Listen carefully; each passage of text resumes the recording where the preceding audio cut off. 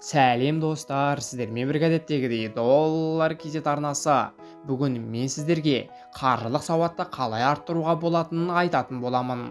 Қаржылық сауат дегенде сізге қандай ой келеді? Санаңызда ол не екен деген сауал туған шығар. Немесе қаржы жөнінде сауатты болу қиын деп ойладыңыз ба? Банк қызметкері емеспін. Маған қаржылық сауатты болудың қажеті не деуіңіз де мүмкін. Ал шындығында қаржы қайда барсақ та алдымыздан шығатын, бізді қоршап жатқан ұғым. Сондықтан қаржы тұрғысынан сауатты болу өміріңізге оң әсерін тигізбей қоймайды.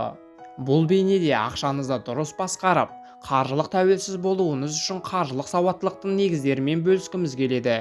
Жалпы қаржылық сауаттылық дегеніміз қаржы, жеке жинақ және оны басқару тәсілдері жөніндегі білім деңгейі. Қаржылық тәуелсіздікке қол жеткізуге мүмкіндік беретін 5 ереже бар. Әрқашан тапқан табысыңыздан азырақ жұмсаңыз. Қымбаттап жатқанды сатып алуға тырысыңыз, арзандап жатқанды мүмкіндігінше сатып алмаңыз. Ең алдымен өзіңізді негізгі қажеттіліктермен қамтамасыз етіңіз. Заттың бағасын ғана емес, оны ұстауға кететін шығынды да ескеріңіз.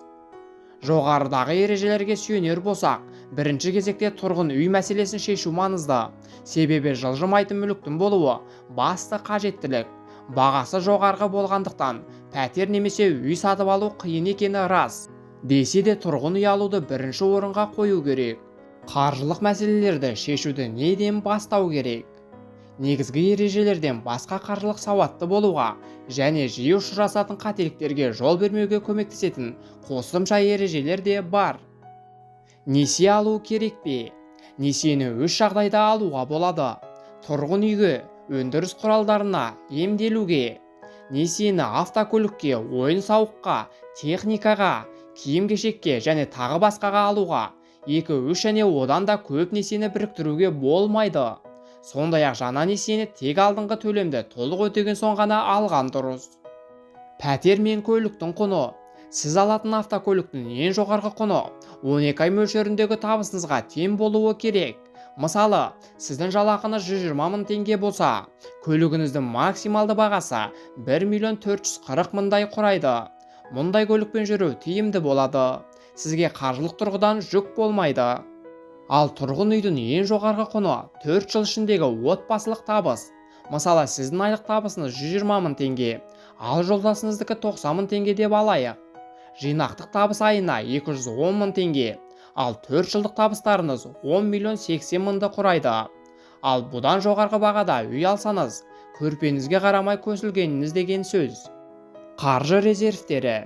Кез келген адамда күтпеген жағдайларда жұмсауға болатын қаржы резервтері болу керегіне пандемияға байланысты карантин жағдайында тағы бір көз жеткіздік. Резервтердің ең төменгі мөлшері 6 айдағы кіріс, 10 айлысы жылдық табыс. Резервтердің осындай мөлшерлі уақытша қиындықтардан жеңіл өтуге немесе қажет кезде мамандық ауыстыруға мүмкіндік береді. Көп кездесетін қаржылық қателіктер. Қаржылық сауаттылықтың негіздері адамдар жиі орнататын қателіктерден аулақ болуға көмектеседі. Несиеден қалай құтылам, қарызды қалай қайтарам деп алаңдамайтын боласыз. Төменде жеке қаржысы бар адамдардың кең тараған қателіктеріне тоқтала кетейік. Тапқан ақшаңыздың бәрін жаратып тастайсыз. Резервтер жиналмайды. Жиі эмоция жетегінде бір затты сатып алып, кейіннен қолданбайсыз. Қазір ала алатынды емес, әзірге сатып алуға мүмкіндігіңіз жоқ дүниені алғыңыз келеді.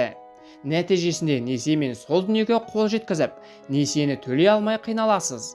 Немесе ол затты алуды кейінге қалдырып, мүмкіндігіңізден нашар өмір сүресіз.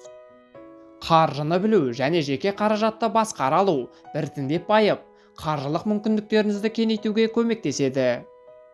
Достар, осымен видеомыз өз мәресіне жетті.